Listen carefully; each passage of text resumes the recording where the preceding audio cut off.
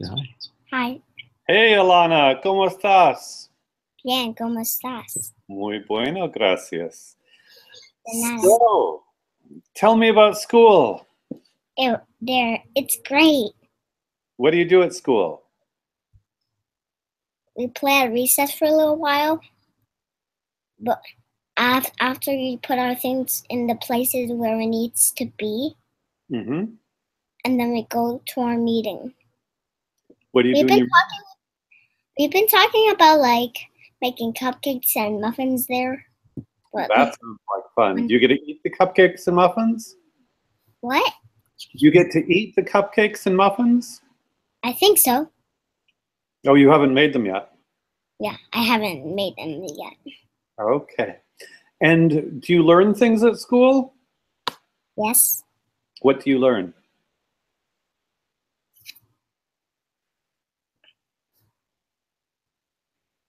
Like what spiders need to survive. Tell me what do spiders need to survive? I don't know about that. They need water, and they need food, and they need shelter.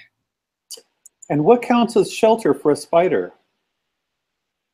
So that it doesn't get wet from the rain.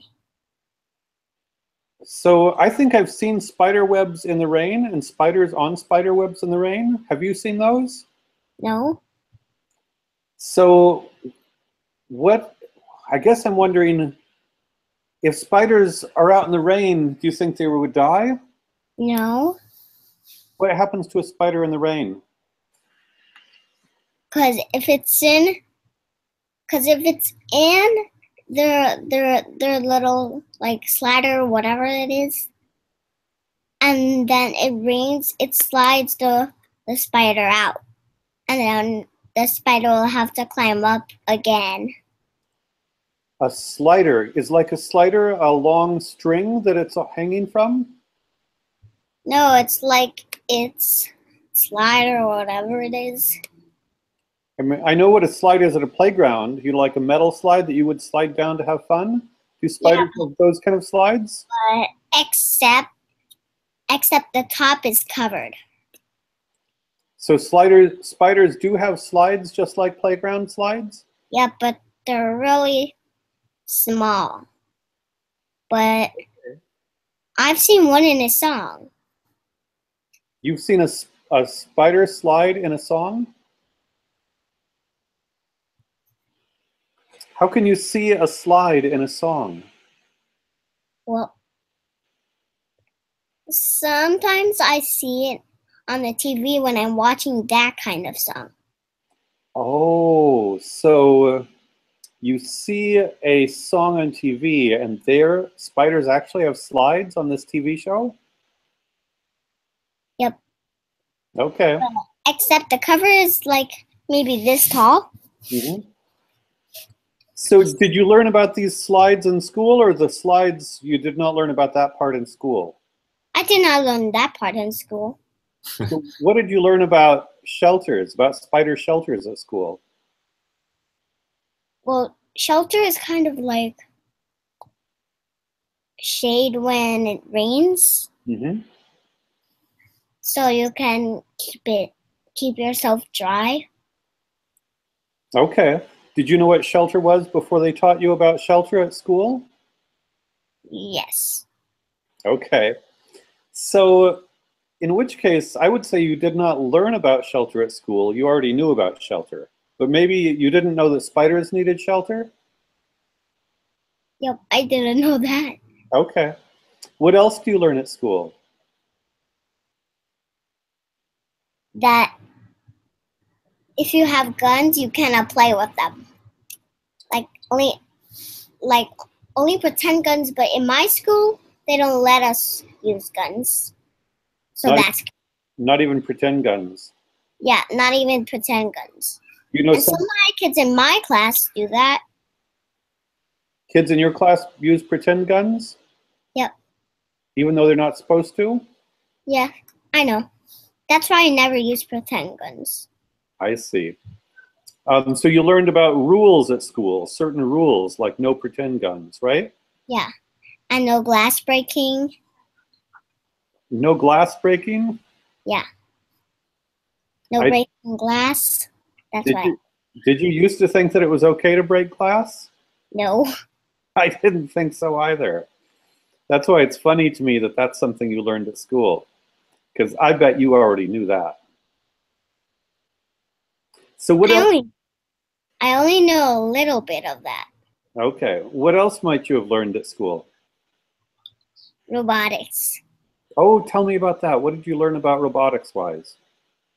I know how to now I know how to like control robot cars. With all I know is that I knew it already. You Okay. do it with buttons and wheels. Did you have these same cars at home, or you had a friend who had them, or where did you find these cars? In my school, in another class in robotics. Okay. So what are you learning about outside of school? Are you learning anything outside of school? Well, and first I'm going to tell you how I learned about spiders. Thank you. I appreciate that. Tell me. So, one time we caught a spider and we brought it into the class. I showed everyone. I bet they were really excited to see it because I don't think kids in my class ever seen a spider. Well, maybe they hadn't seen one up close, even if they saw one far away. Maybe you were the first person to show them a spider up close. I think. So I like the fact that you told me first you're going to tell me about how you learned about spiders. So it sounds like you brought the spider to school, and then did the teacher tell you about what spiders? No, the spider was in recess where you found on the playground. You found it? Well, some other friends found it too. It was pretty big. Well, is it dangerous? Was it dangerous to catch? No, but then we put it in a cage. But then we lost it in the cage because we put so much stuff in it.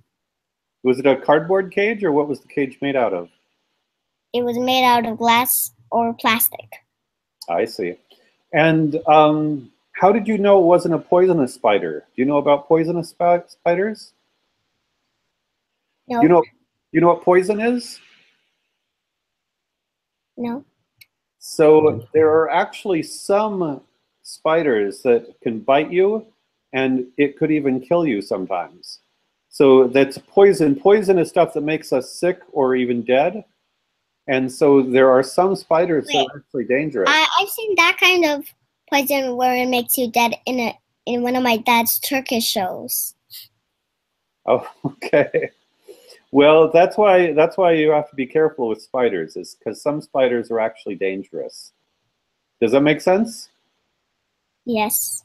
Okay. I used to play with spiders all the time as a kid, but I remember one time when I was your age, I accidentally picked up a spider, and it turned out to be very poisonous and dangerous. That was not a very good thing to do. But I was okay, so you can be lucky. But be careful with spiders, okay? Okay. Yeah, I would not pick them up with your hands ever. I've heard that mosquitoes have poison. Little tiny, so mosquitoes make you itch, right? If they bite you? Okay. Do they make you itch if a mosquito bites you? No, but it did a little. Well, insofar as it does, I would say it's because there's a little bit of, as it were, poison right around the part of your skin where it itches. So the mosquito puts something in you that makes you itch. That's why sometimes mosquito bites itch. Oh. So tell me one more thing you learned either in school or out of school in the past week. Okay. So, one thing I learned is that in the garden, there's more rules in the garden. More rules? Like, be nice to the bugs, don't step on the flowers. Are you good at learning about rules? Yes. Okay. And I know I can't do that because I watch all the flowers. Are you good at following rules? Excuse me? Are you good at following rules? Yes. Are all the kids good at following rules? Yes. Okay. So how about, what was the most fun you had all week last week? When I was in robotics and in the garden. Okay. Well, Funnest part about the garden is because she gave us journals okay. And tell me what's good about a journal.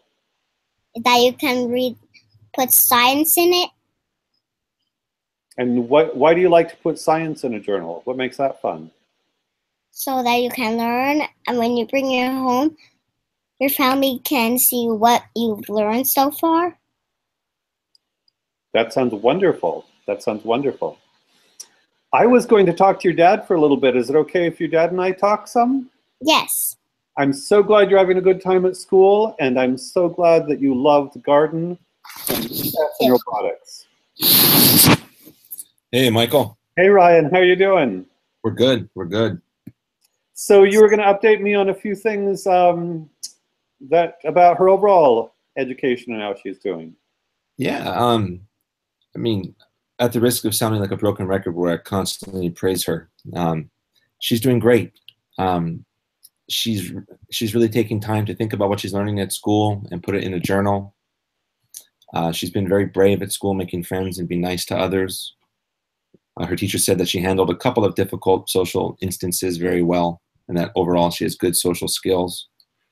At jiu-jitsu, she's been really brave and tough, and even did a class with the older kids because her father took her to Two classes with the older kids. Yeah, 2 classes total. And she did very well there. It's really amazing.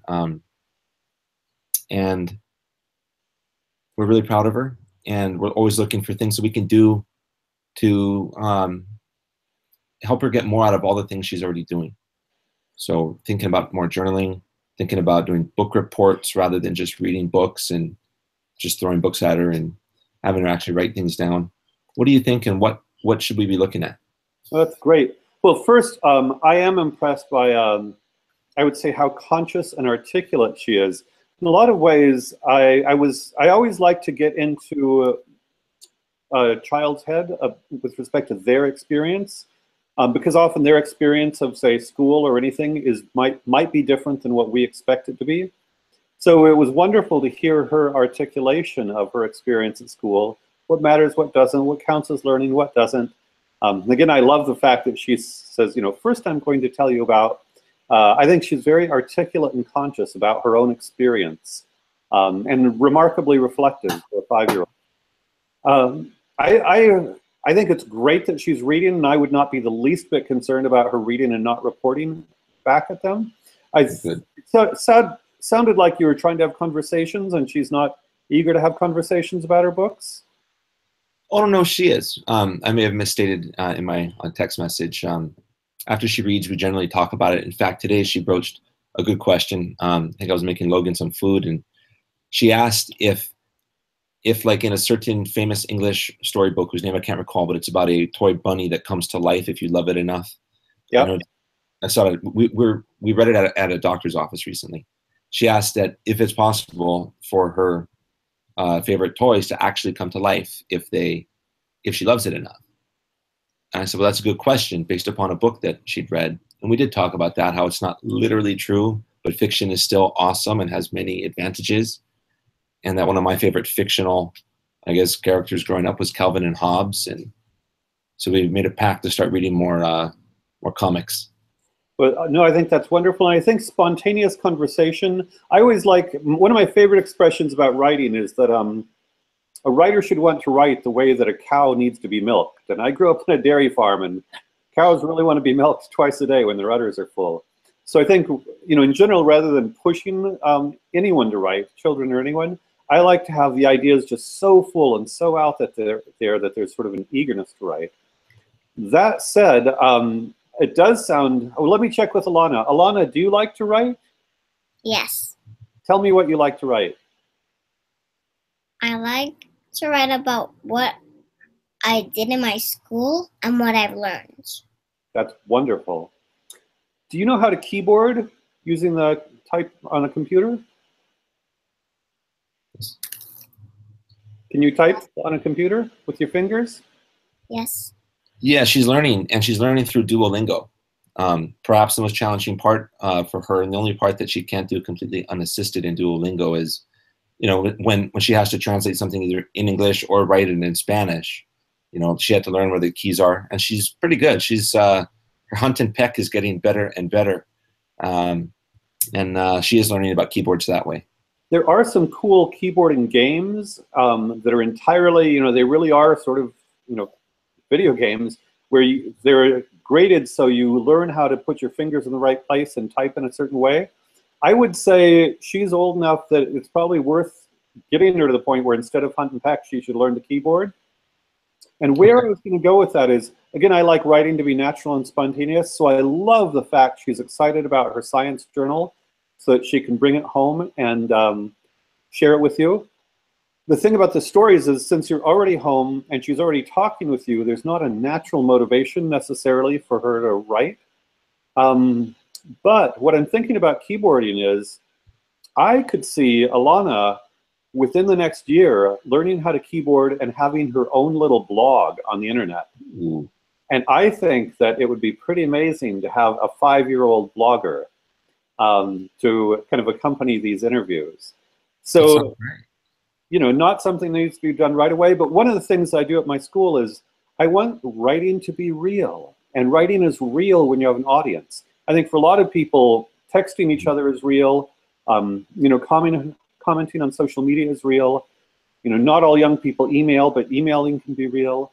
Or setting up, you know, a blog where you're writing for a public, even if the public is 2 people, 3 people, 5 people.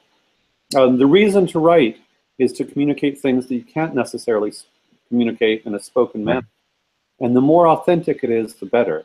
And I think she might get very excited after and I say after she learns the keyboard, just because before keyboarding, hunting and pecking, you know, is difficult, and there's no rush. Again, she's so far ahead of the game in so many respects. If it takes her 3 months, voice to text. Yeah, voice to text could be great. I don't know how good it is. Is it pretty accurate these days? I never use it on my laptop, but I assume there's a way to do it, and she may be using a tablet or an iPad, just considering how much cheaper they are than laptops. Well, there are cheap laptops. We'll probably get a Chromebook for her. You know what? My inclination is that even though voice to text may well be the future, I actually thought when I was in high school in the late 1970s that typing would become obsolete because we'd all be just voice to texting way back then. It turns out, I suspect that keyboarding is going to be valuable for a while. And again, since she's already so far ahead, I would say maybe get her some fun keyboarding games. You know, you may have to show her where to put her fingers. I mean, her fingers are a little bit small, but they're keyboards that are small enough. It'll be fine. And yeah, get her started keyboarding, and then she'll be really empowered to you know, use computers as writing tools and write, I suspect, longer and longer pieces over the years. That sounds good. That's a good idea. So we have to learn to type now. Duolingo plus typing. Okay. Sounds good. Just to check in, are you playing games still, either checkers or chess, or what's the card game? Set. Set. So we have not played very many games lately. We have played some checkers on an iPad, and that's been due to her parents not prioritizing that and mostly being run ragged by their 20-month-old, who is not so conducive to board games at this point, or puzzles, or anything else with small pieces. But we do need to get back to it. And the last time we played checkers, I noticed a huge difference in her strategy and in her foresight. It actually made me think that I should start teaching her how to play chess, at the risk of, you know, maybe going a little fast, but she's definitely making progress. Yeah, my sense is that she is so advanced. Rather than kind of emphasize anything that's the least bit schooly or homeworky at all, I would say go ahead and take opportunities to accelerate the play, the cognitive play factors. Because I would say she does love to use her mind, and it really is wonderful. And you're doing so well, you know, all of you are doing so well in terms of that. I would say let's just keep having her develop that extraordinary awareness and intellect. You said I suspect she's a bit more advanced than some of her peers? Yeah, Alana sets a pretty. I mean, even acknowledging my bias, she really is. She displays extreme emotional endurance everywhere she goes, alongside physical endurance that just grows by the day through her martial arts. But I can count on her being, calm, cool, and collected everywhere we go, which is more than you can say for most other Homo sapiens, myself included. So, Alana, what do you think about when your dad says things like this about you? I think it's right. Is it great because your dad is great, because it's true, because you're great, or all of the above? It's because about everything. All of the above. Okay, fair enough. Well, I think that's probably enough for today. I am delighted to be catching up again. Sorry it was later in the day today. No, it's okay. But I hope you guys have a wonderful week and hope to talk next week. Right. Me too. Actually, I do have to share one more story. Go for it. During one of her boxing classes, a fellow team member was supposed to do some push-ups because he didn't win the game, and he wasn't. So Alana tapped him on the shoulder, said very nicely, push-ups, showed a little leadership. And I joked to her coach and said, she's not being bossy, she's leaning in. And he looked at me and says, well, Alana says what she wants. And he just with a big smile. No, that was right. That's right. And either way, I'm proud of it. Alana's got she's got guts, and she speaks up. She says her mind, and nobody puts her in a corner. So, and she's willing to interrupt her dad to correct the record from time to time. Absolutely, I have to stay. I have to be on my game. There we go. Okay, have a wonderful week. Hasta. Have a wonderful week. Okay, hasta luego. Hasta luego. Bye.